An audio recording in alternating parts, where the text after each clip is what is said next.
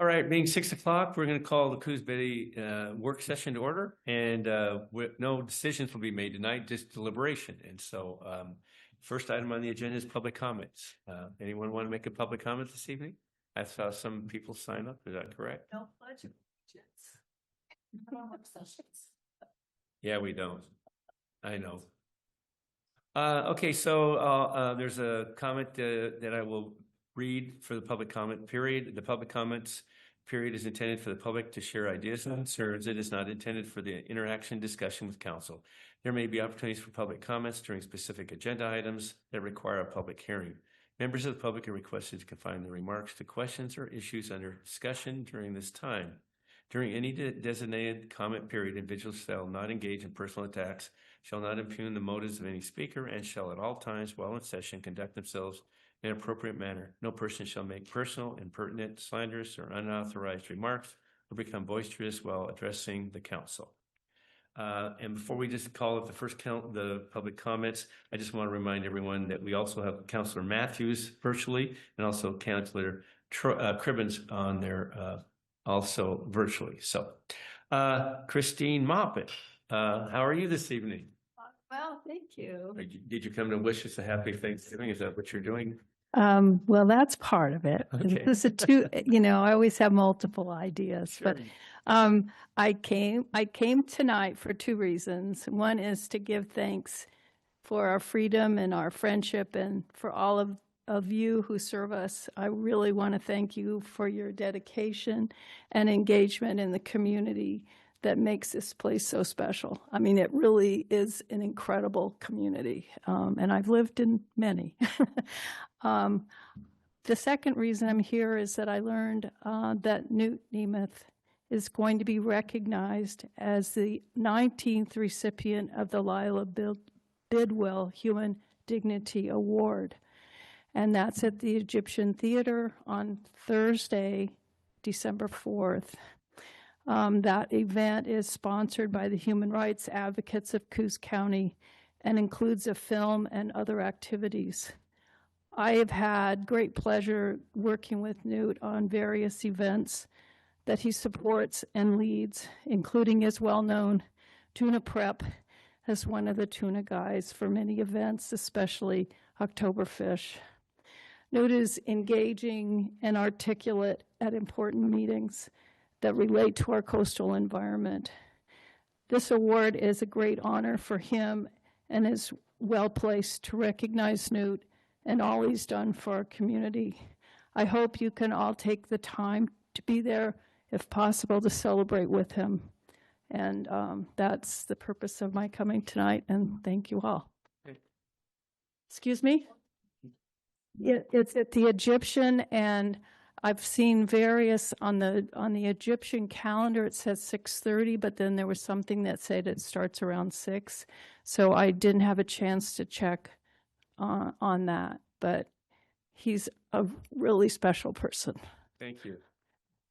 So, Nicole, can you let us know what time that is? So when... Yeah, just double check. I was going to offer we could get it in the Friday update, but we're late this week for that because of the holiday. We'll be out Thursday and Friday. And then next week it'll be too late. Sure. So we can maybe get a Facebook post or something about That'd it. be great. Okay. Yeah. Christine, thank you so much for the comment. I totally agree that we have a wonderful community. So yeah, it is. It's fantastic. And it's nice to hear comments like that. So thank you. Is it Maddie Croft? Is it Maddie? I apologize, Maddie. Just come on up and give us your name. Are you going to do they're both of you? Yep. Okay, just give us both your names and what city you reside in, please. Okay, so good evening. I'm Maddie, and this is Rihanna, and we're a part of the Marshfield Charity Program. The Marshfield Charity Program is a group of 22 dedicated students at Marshfield High School focused on raising funds and awareness for the ARC Project, a drop-in center that supports houseless children and youth and their families throughout Coos County with basic needs services and social service referrals. Each year, the ARC Project provides essential support during the holidays. This season, we distributed 56 Thanksgiving meal baskets and currently have 181 students signed up to receive presents during Christmas. Tonight, we'd like to extend a special invitation to City Council members, Mayor Bennett and City Manager Nicole to join us in wrapping presents and helping bring holiday cheer to children and youth in our community. So the event is going to be at Blossom Gulch Gym on Thursday, December 12th from 4 p.m. to 8 p.m. And all supplies will be provided. Thank you for your time, and we brought these mini flyers for more details, and we are happy to answer any questions that you may have. We have any questions? I'm not very good at wrapping. In fact, I should take That's- my gifts and have that's wrapped okay. by somebody for me. But with all that being said, if I can, I'll be there to attend and assist in whatever way I can. Awesome. Maybe I can use. Maybe I can. I can do the tape. Yeah, I can do the tape or something.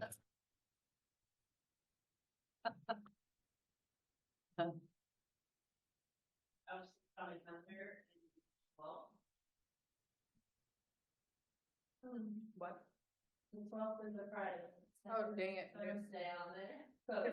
It's a Thursday. Okay, so it's the 11th. I messed up. Okay. I'll email you an update. That's on me. Okay. It's Thursday. Thursday. Thank you. Thank you. And that's wonderful that you've been able to collect and hand out the Thanksgiving dinners and get everyone involved, 181 for the gifts. That's wonderful.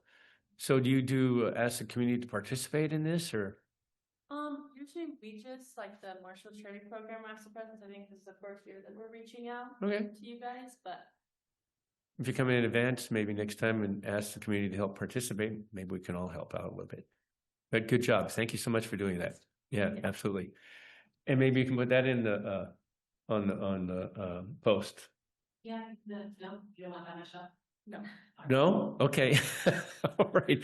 We have like North Bend High School doing North Bend kids. Okay. And then we have Bandon Community Youth Center doing our Bandon kids, and then we do our Coos Bay and our Myrtle Point, Coquille, and Powers. And this is the first time that I've like extended it out outside of students. Okay. So yeah, this is a learning curve. Okay. Good. All right. Well, thank you. And thank you for the invite. I look forward to seeing you there. All right. Is there no other public comments? We'll move into the review of the upcoming city council, the review of the upcoming city council and URA board action meeting. And the item tonight is discussing regarding the Festival Space Project in John Toppis Park. Nicole. Okay, so I'm gonna open us up, and then this is really just intended to be a discussion tonight. So questions or anything like that. So in December 2024, the city was awarded a Oregon State Fire Marshal grant for $75,000, which we presented a opportunity to create defensible space in Toppis Park. We were awarded and ultimately ended up selecting Russell Shaping and Excavation to perform that work. They started, I think, in September with that. We have a couple of different items we can share. There was a map that was included in your packet, so it kind of showed the area that they've worked on to date, kind of the whole perimeter. The intention with this was to go around as far as we could the perimeter of the park, creating a defensible space, which means removing kind of the undergrowth items which can be flammable and cause challenges for fires. So that defensible space line between the park and our built out environment. So, developed buildings and things that could be homes, commercial buildings, that kind of thing. During our, the council meeting in November, the first November 4th meeting, we had some discussions about this, and it was requested for us to come back so we could have a little bit further in-depth kind of conversation here.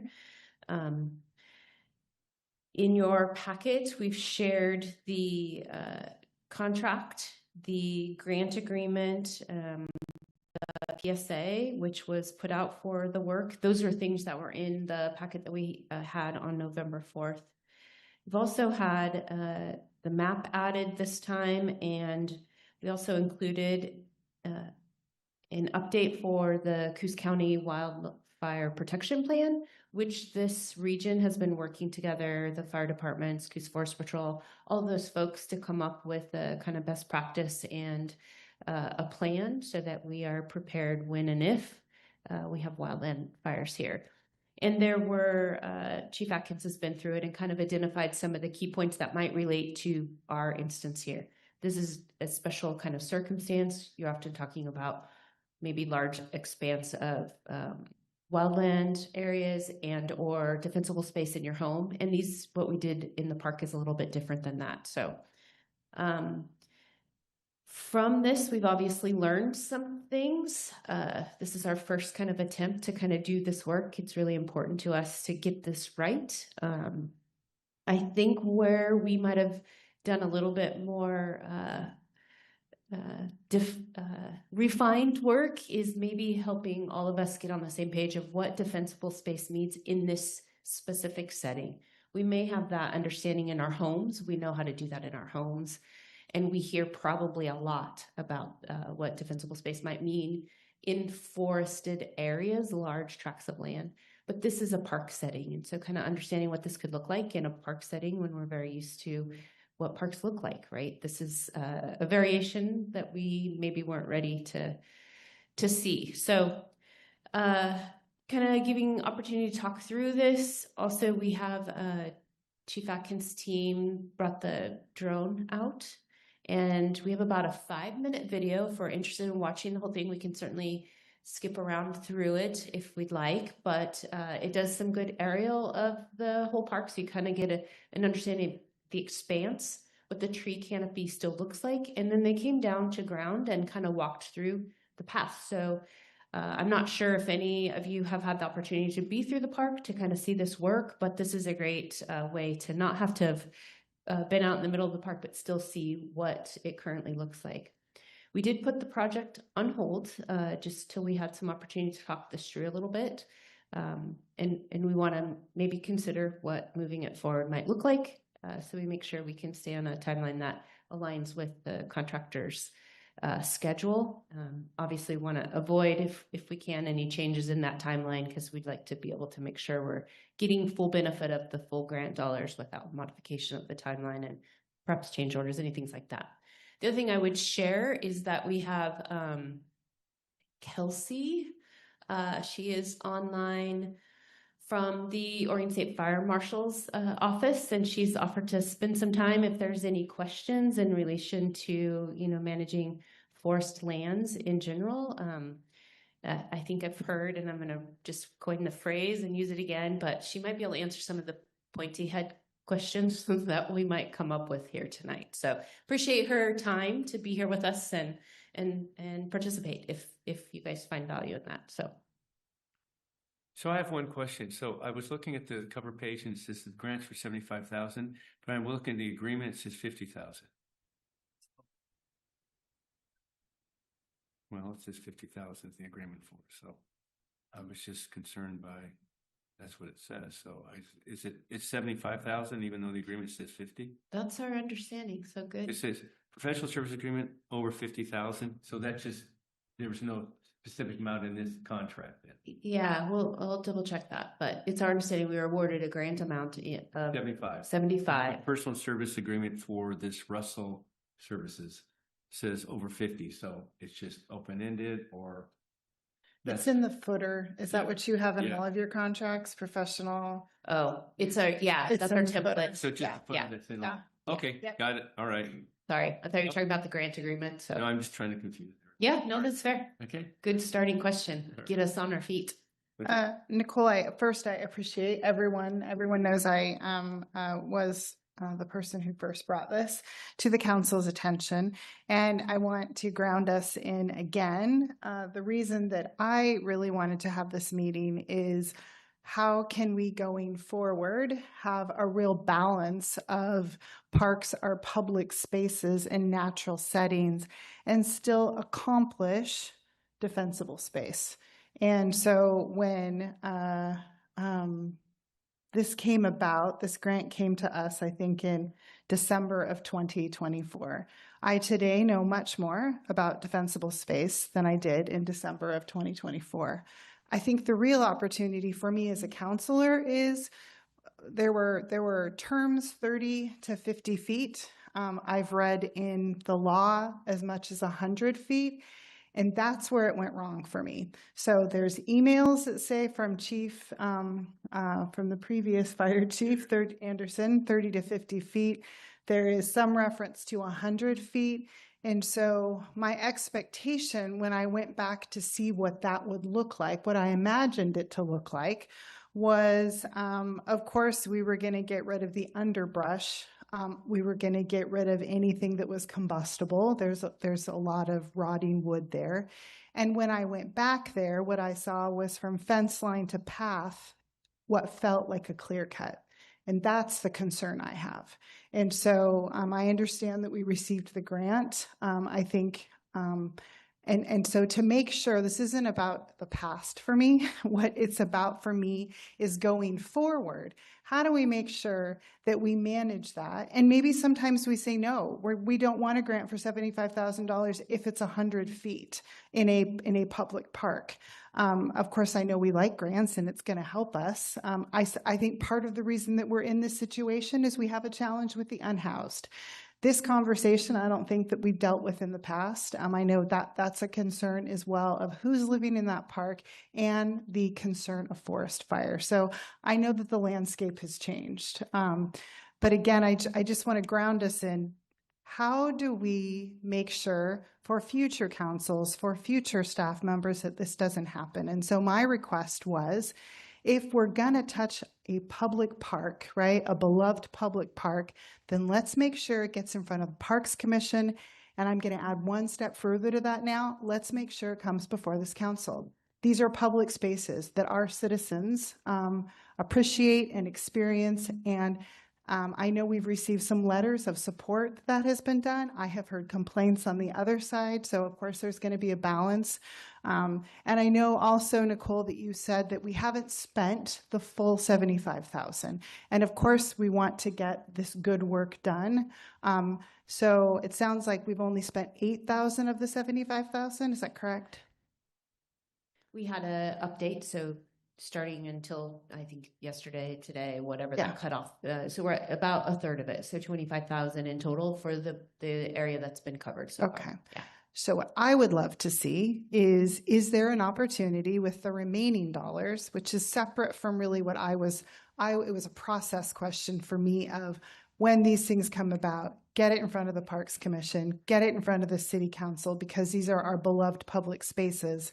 And one, two, since there's dollars left, is there an opportunity to, while being safe and while being in compliance with the grant, is there an opportunity to be a bit more selective? Because again, if you walk back there, at least in the places I walked, it feels clear-cutted and it is no longer a natural setting for someone. So that is my concern. Could we see the video? We certainly can. Yeah, absolutely.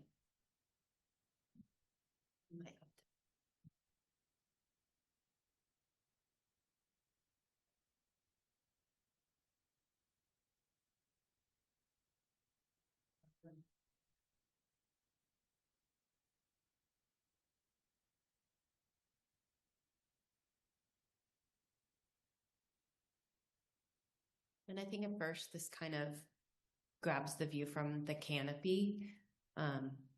For me, this spoke to This doesn't. what traditionally clear cut is you take everything in sight down, which includes trees. And we were very serious about the trees need to remain unless we found something that was diseased. There were a couple that came out just to get access to that inside pathway. But other than that, making sure we preserved the trees and thus the canopy. It will dive down, and we can certainly fast forward to that too. So it'll. Yeah, this show the doesn't. principal It space. will. It'll be as if you're walking the path. That's the.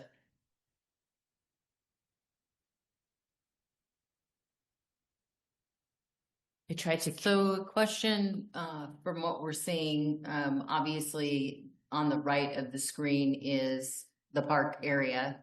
Mhm. The left is the built-out area. Are those spaces that are open with, dirt? Are those part of the properties that were developed, or is that also park? Many of those properties have fence lines. I'm not sure all of them have fence lines, so some of that dirt area is within the park. I don't know exactly which. I know we just saw a section of that. That seems So that mostly isn't dirt, but but that isn't part of the defensible space unless it was the property owners that did that. yeah. Okay. Work, defensible space work. Yeah.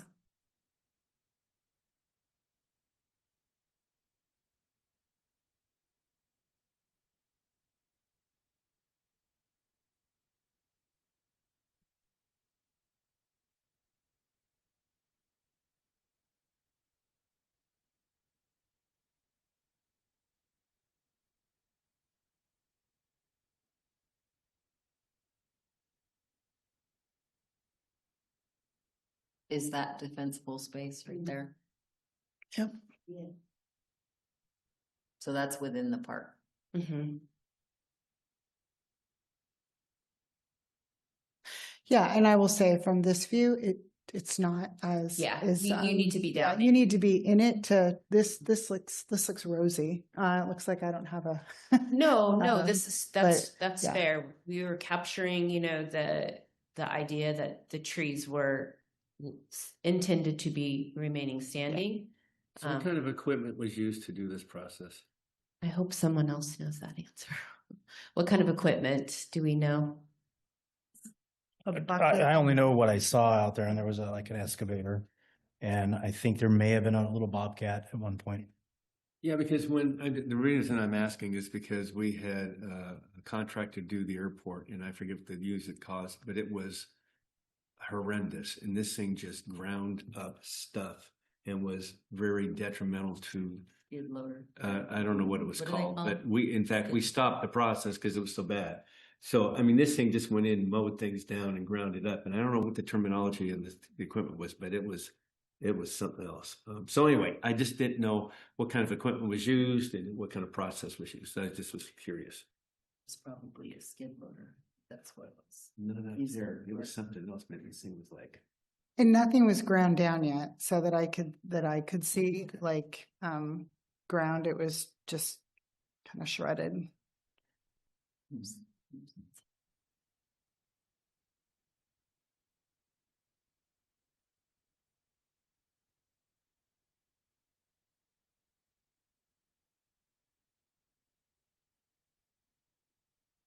I'm very familiar with that location, so I will tell you that that location had a whole bunch of huckleberries.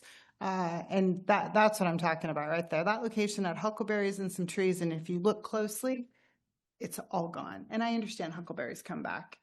Again, incredibly jarring when you go back and you think when you're in a park-like setting. So you're seeing that on one side, and then the other side, what you're seeing is just the trees in the park like it's always been. So there really was no balance in how we, at least to this point, have gone through and created defensible space. And I know that we need to stay 100 feet from, I think, houses was, I think, the max we could do. And I think we negotiated 30 to 50 based on the email. And this might be something you can add some, Chief Atkins, but the 100 feet, like there are areas, the terrain has some hilled space. And so when you have those two hillsides that are kind of adjacent, that connecting point where the fire could jump, creating that full 100 feet gives us a little bit more. So can you back up a little bit? Chief, who's our running this? Christina's running it. Christine, can you back up? So a little bit further back. Maybe I'm going. I'm losing my mind. Okay. Go forward. Are you talking about here? You're very familiar with Counselor DeNovo? No, a little bit further. But further back? No, further forward. I'm sorry. So like in this area here, when we did this, back up just a little bit. When we did this at the airport, one of the things that had happened, and all you have left are the trees. When the wind came in, I'm not sure if we run into this problem here, all the trees started falling down because there's no support. Yeah. And so we had ended up a bigger mess going in and having to do more logging. So I don't know if we took that into consideration or that was even mattered. So I don't know in this case how that works. So anyway, that's a problem that we ran into at the airport. A lot of the trees that fell at the airport were pines, which have a shorter. I have no idea. I don't know enough about it. I'm just telling you that's what it looked like. And then we had some issues with trees being blown over. Yeah, I mean, I think that's a fair thing to be concerned about. I don't know that the wind patterns here are the same as Yeah, what they I are at have the no idea. airport, I have but no yeah, for sure. Well, there are trees that fall, and it can get incredibly windy down there. And those huckleberries and the other stuff did provide more ground support for it. And there are some of those trees that are facing houses. So I don't know if that's a potential liability for the city to consider that if there were like a big windstorm, what that looks like hitting into people's backyards. I don't know. Chief, you were going to say something? I apologize. Yeah, the only thing I would say is that with this process, it was like, brush mowing. So we didn't disturb the soils. Okay. So we didn't disturb the roots that are there. So if we stop and we don't do anything further, within a year or two, most of this stuff will be growing back fairly thick like it was before. And personally walking through it, I appreciate this. Year to date, we had 36 responses inside John Toppit's Park, 28 which were fires. So this is the kind of stuff that makes our job not only easier, but also safer for our citizens. And now we can selectively let what we want grow back instead of having such a dense forest of brush. And some of those are 20-foot tall rhododendrons, which are very waxy, oily, and are very fast to combust, which is the lighter fuels to get up into the tree canopies, which is what we're trying to prevent with all of the defensible space. So with that being mentioned, Chief, who's going to make sure that it doesn't grow back, or we maintain this from this point on? Do we have a plan for that? We haven't, that I'm aware of at least, I haven't been involved in those conversations if we are planning on how we're maintaining moving forward. But that's not to say that the team hasn't had those conversations. Well, I think it's important because if we're going to do this, and then the discussion is that we're going to maintain this to make sure that it's contained for fire. And as you said, we can control what comes back and what doesn't. If we go through this process, then we should have something in plan to maintain the process from this point on. No, you're absolutely correct. And we have discussed it amongst staff. The idea was to use this original grant to do the big heavy lifting and get everything removed and then maintain it with staff and our temporary workers. Okay, do we have enough staff to do that? With temporary workers. Yeah, we're always limited on what we have. And so, But without this $75,000 grant, we could never even got it down to a manageable level. I think again, I'm sorry, I'm just going to try to, and I don't know if I'm articulating this very clearly. I'm not opposed for the safety factor, right? I'm not opposed to that. This isn't like I want every single tree to be there.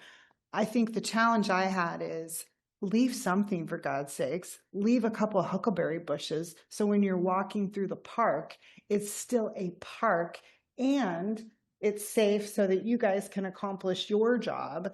And for walking through it, it did not feel that way, because when you're walking, what this video doesn't show is when you're on the left side, everything is just like it's always been, right? And when you're on the right side, right, where we've been doing that, which is why we got the grant in the first place. That's the challenge, is it feels like it's clear cutted. It feels like we cut too much. We didn't need to do that much. And I would also communicate that communication, we can always improve on communication. There was a lot of stuff just lying around. There was a lot of combustible items. I did not understand that the project wasn't done.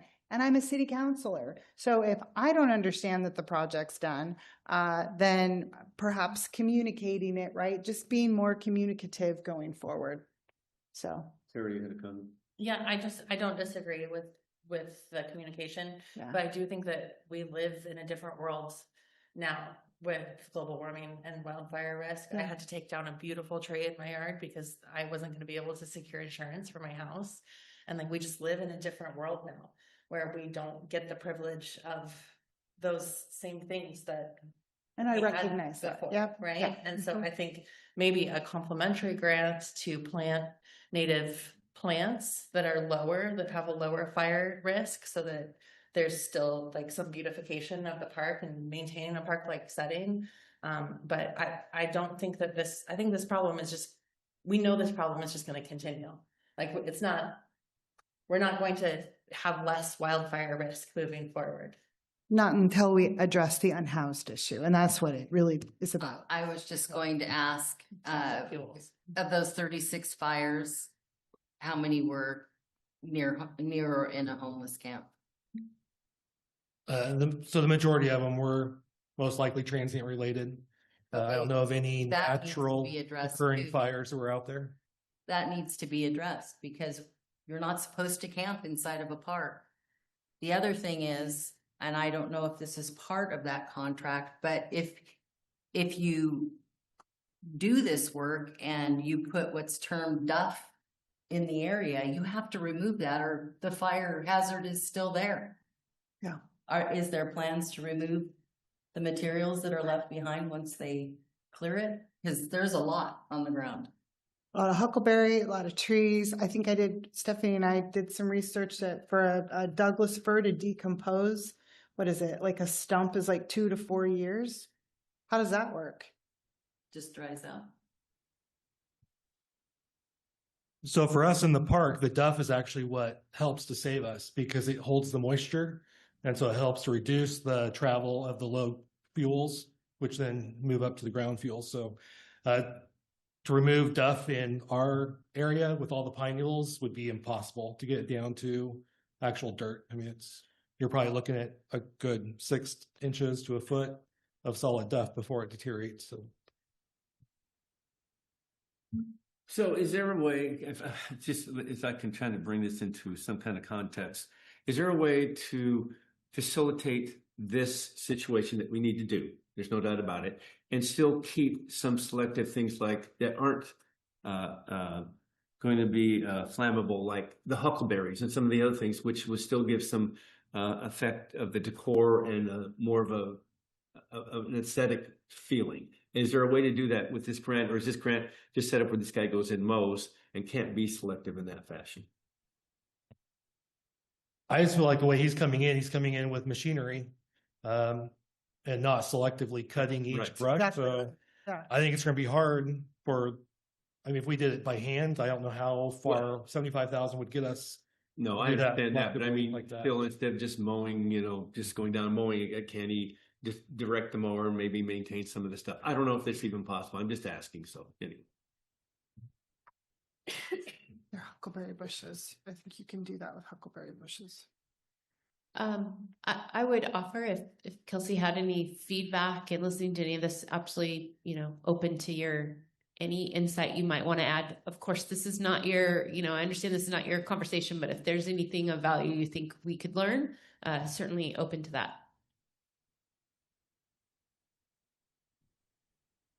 Thank you. And I want to say thank you to City Council, Mayor Benetti, and your city manager for allowing me to be here. Thank you, Chief Adkins, for the invitation. I'm not an ecologist. I don't work in the forest. I work for Oregon State Fire Marshal, so I very much focus on the built environment and threats to homes. And what I saw, to me, and I understand the aesthetic of your park, but to me, that looks like a good community defensible space creation. When we talk about the home ignition zone, what we talk about is your first 5 feet, which are most susceptible to embers and the most bang for your buck, if you will, if you're going to do defensible space work around your home. We go 5 to 30 feet out is the intermediate zone. Same threat, you have embers, but then you start usually typically around homes getting vegetation. And then out to 100 feet. And in some cases, we talk about going out to 200 feet for the home ignition zone based on research. Any type of fuel reduction work you can do in all 3 of those areas is important and significant to saving homes. I'm not an ecologist. I can't speak to how quickly things will grow back. I can't speak to, I admittedly can't even speak to what type of vegetation is in that park. But what I do know is that when we talk about creating a fire adapted Oregon, our perspective does have to change a little bit as a whole state, and then coming down to the granular level of an individual property. And so what can we do as a state as a whole to make it more wildfire resilient and create a fire adapted Oregon? Meaning, how do we live with fire? How do we continue to live with fire in the environment and save properties and lives? And then we come down to the granular level, which when I look at those aerial images, my bigger concern is the actual individual homes that come across or up to the park perimeter.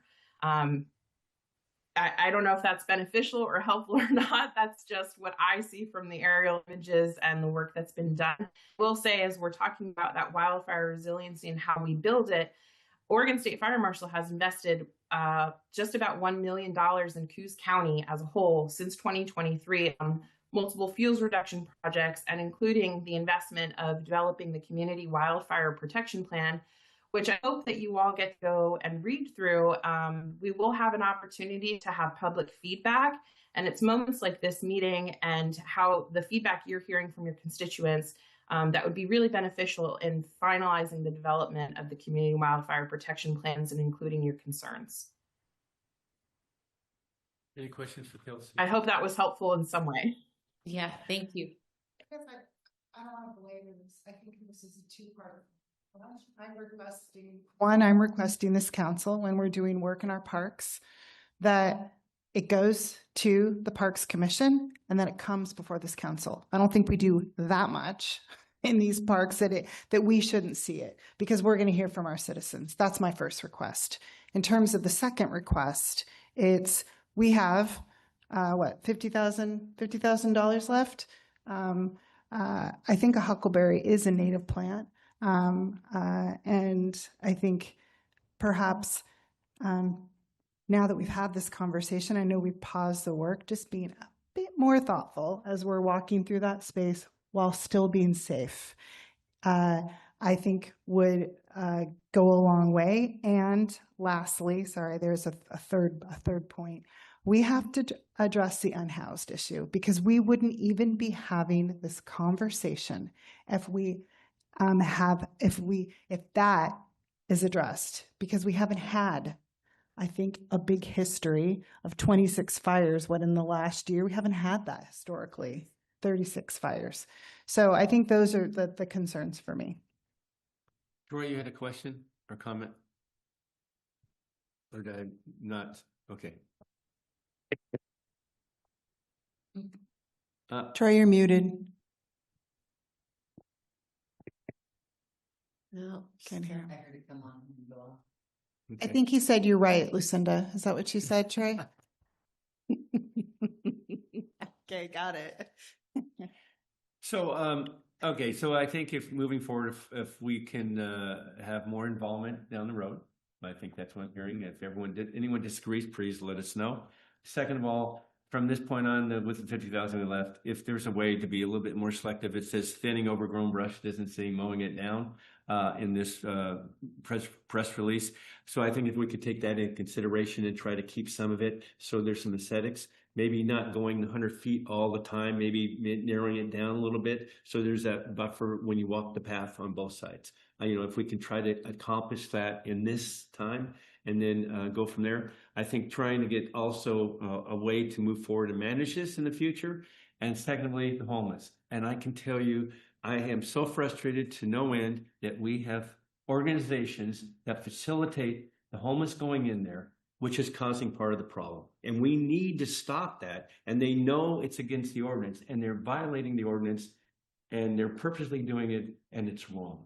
But they say, well, what are we supposed to do?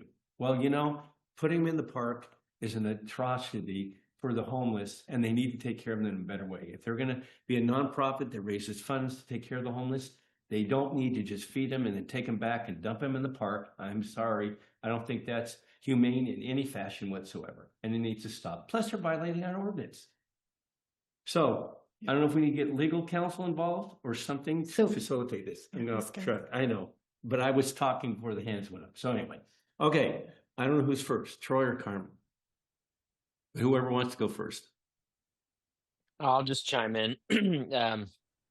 Just from a Parks Commission perspective, I don't remember this coming up before the parks, but that doesn't mean that it didn't, because I did miss a meeting or two. So that being said, as part of the Parks Commission, I think we would all love to know what's going to happen and be able to be a part of that process. Yeah, moving forward. So you know, that seems like an easy one for us to, if nothing else, just know what's happening and what to expect, and maybe be a part of the, you know, the focus area selection team if at all possible. So that would be my one comment as it pertains to that. And then the homeless issue is, you know, just ongoing. And gosh, if anybody has any great ideas, I think we're all ears. But you know, I want to see something happen, and for us to figure out a way to help citizens of this community from all walks of life. And I don't know the end solution, but I don't believe that the park, our shared spaces, are the place for people to be living or camping. That you know, that's pretty common sense. But yeah, I just support, you know, moving forward with shooting this over to the Parks Commission when we come through, so we have our ears on it and our eyes on it, and then let's keep chipping away at the homeless issue. All right, thanks, Carmen. And Troy, you got your mic squared away, or so we can hear you, or not?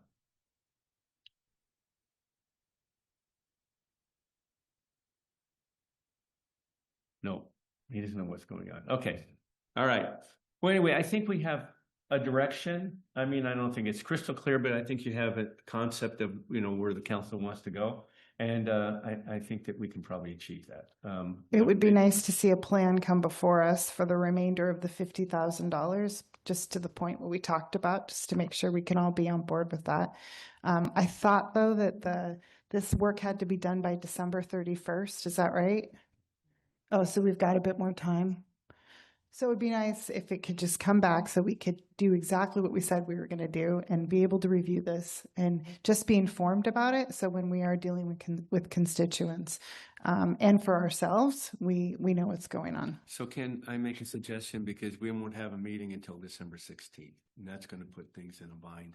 So could we? We can certainly open up the December 2nd meeting with just this. You can if you want, or I was going to suggest that Yeah. you get a plan together and you email it out to everybody and let them review this. And so will that be sufficient, or you want to have a meeting? Well, I think we owe it to the citizens. It's not just about us. I Okay. think the citizens need to see it. Because we weren't going to have a meeting on the 2nd. That's fine. I'm hearing we don't have a deadline of December 31st though for this work. Is that right? That is correct. It's my understanding that I believe it's sometime in the summer of 2026. Okay, so we're not putting the contractor in any sort of bind if we wait until a December meeting or a January meeting to. No, but I just will put out there that he has to continue working on other projects, and so we're going to have to get back into his queue. So there probably will be a delay there. Okay. So then we can have this on the December 16th meeting. I misunderstood. I thought December 31st was the deadline. But if it's not the deadline, we can add this to the agenda on December 16th and still leave the December 2nd meeting open. Or not a bit, we won't have it. Correct? Correct. All right. All right. So there we go. Thank you. Can we clarify what meetings are happening in December? So the intention would always be to have your first and third meetings. We just don't have anything actionable on the December 2nd meeting. So we have everything that's on there right now isn't an action. We're going to acknowledge someone who was on one of the boards commissions that can get moved to the 16th.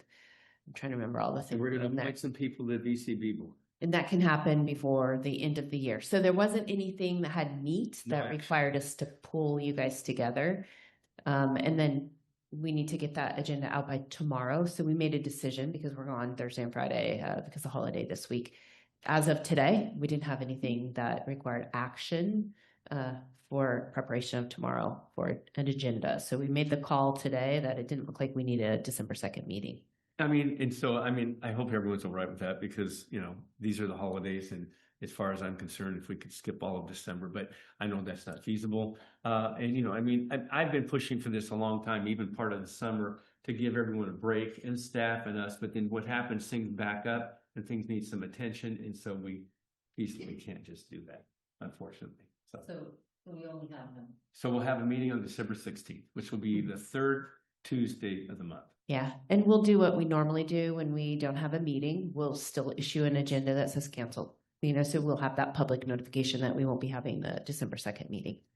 I think Councillor Cribbins did want to point out that he thinks it looks good. So, and he thinks it's going to look completely different in a year. So you have one councillor. It was very generous of me to read that, Troy. One councillor who is in support of what's the work that's being done and how it's been done. So wanted to make sure we were balanced So he there. did give you a thumbs up. He did not, but I also see in the grant agreement, it says the project completion has to be by August 31st. Right. 2026. So that's a while. Okay. Yeah, sometime. which I think is probably what Jennifer was referencing. It was we need to have the dollars spent. Kelsey, you did know, you by then. have a comment? You raised your hand there real quick. Yes, sorry, we would be happy to extend that agreement if there is any problem with that. Thank you. Can we also ask for more money? If I had it, I'd be doling it out to everybody in this room right now, I assure you. I'm sorry. Like I said, we've invested 1 million. If you deal with me more often, I'm always pushing the bubble. So that's just how I am. So anyway. Well, the good news is Chief Adkins has been a great steward of our funding. And when funding does become available again, and he's got a shovel-ready project that'll look good on our end. All right. Well, we appreciate you attending the meeting and participating, and we also appreciate the grant. So anyway. Can I add just one more kind of clarifying thing? Go ahead. I know it's probably only going to stir the pot a little bit. I just wanted to follow up with what Councillor Matthews had said. There were, and again, this is a communication thing. What can we do better? So we had many touches with the Parks Commission, but I don't know that we dove into the degree in which we understood what the project would be like. We did touches in relation to grant process, project planning, those kinds of things. I'm 11 times I see that over the course of 2025. They're all 2025 dates. So we had some communications in the meeting. I just wanted to, wasn't like we just went right past all the things, but we didn't communicate maybe at the level that would have been helpful in making advising some decisions and maybe even supporting coming to council. Yeah, and for the future, I think under this scenario that we just have discussed here, I think now that you understand that these public spaces are really important for not just the council, but all for the citizens, that they just need to be really brought forth for the Parks Commission and the council to review. Yeah, I mean, if you look at Mingus Park, there are trees next to fence lines, and I think I pointed it out last time that I think you would have had a lot more angry citizens because Mingus Park, I think, is used a lot had we gone and done what we did at John Toppett's Park. And so, again, that's, I think, to Mayor Benetti's point, it's the detail. It's the 30 to 50 feet. It's the 100 feet. When I hear we got a grant, I'm like, way to go, team. We got a grant. We're gonna thin things out. But I don't understand what that looks like. And I know now to ask those pointy-headed questions going forward. But I just think it's that level of detail that maybe the Parks Commission had it, but that's what they need and that's what we need. Yeah, and I can't speak to the level of detail. I didn't attend those meetings. I just wanted to say I had a team. We had a team shared with all the times that this came, and I wanted to just acknowledge like this work was done. Okay. To what degree was, you know, the depth of those conversations? That there just was some conversations. So, Jake, did you have a question? Yeah, I'm curious. Did this project come with any pre-visualization, or did these sorts of projects usually come with any previs imagery to showcase what the space will look like? we did not do that. This is literally, I think, the first time we've done work like this. So again, these are maybe tough learnings, but learnings nonetheless. Is Like, that how a can reasonable we- thing to ask for in something like this? I mean, we have the ability. I don't know that we could have flown that ground level as easily, but definitely the can. Just like level, an but image of like, here's what the space currently looks like, and then if we follow through, this is what the project would end up looking I'm not. like. I would love to say yes, but I don't know what that entails. Like, I feel like that's some Software. digital creative Yeah. work that we might not have at our fingertips to Okay. do, but I can appreciate that before and after kind of this is the work we're doing. So. Yeah, because we don't see the before in these photos. So while it might not look as disruptive to, when you're looking at it, it's a bit more profound for the people who are in the park. I love your idea because I used to tease the previous city manager because we'd have these beautiful signs and there'd be all these trees. And I imagined when the sign went up that the trees would be the height of what it looked like. And the tree was like this big. Yeah. And I was going to have to wait 20 years for it to get this big. So I'm thrilled with that. I wish we could do that, Jacob. So I think it's a great suggestion. Well, you're the AI AI is pretty good. I mean, like I could imagine that Yeah. it would not be too difficult to visualize something like that. Here we go. We got Jacob. So there we go. It's on my off hours. Oh, Carmen, yes. Yeah, I just wanted to say that I'm sorry I misrepresented staff's attempts to bring this before the Parks Commission. I do remember now that you had mentioned that a recall that, yeah, we are reaching out for a grant. That totally makes sense. And I think it was exactly what Councilor DeNovo was explaining, like, oh yeah, hooray, that's great. Defensible space. It sounds great. And this is a total learning moment for me as a Parks Commission member and as a city councilor for what that could look like and what are the potential pros and cons for the way in which we approach it. So I just wanted to apologize for making it seem as though staff didn't do their due diligence. I will rescind that point that I hadn't heard about it. I definitely remember going out for grants, but I don't remember looking over any plans or focus areas. I don't remember that, and that could have happened too. And I don't want to misrepresent what staff has done. So that's I just wanted to update. Okay, Kelsey, do you have another comment?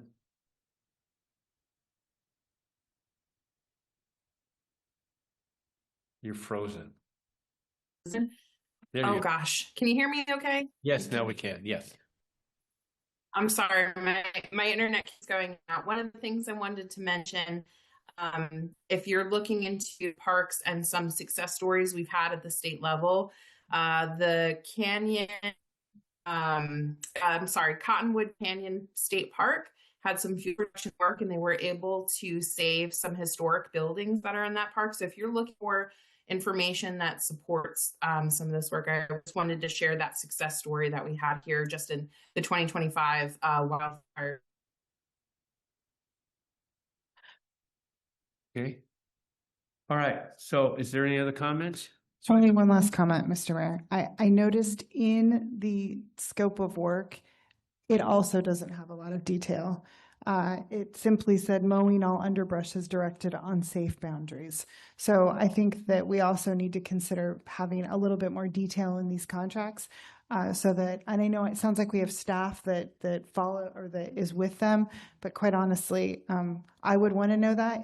All the detail is in the contracts I send out every day, and I feel like we owe it to the city and to the contractor for that matter to make sure that have that level of detail in it. So I would ask that happen as well on all contracts, not just this one. All right. Any other comments? So I want to take the time to thank staff and the council for participating in this, and Kelsey with the Oregon State Fire Marshals, and everyone else. So thank you so much. And there's nothing else. I want to wish everyone, happy Thanksgiving to everyone. Yes, thank you again. Have a good evening, and our public session is done.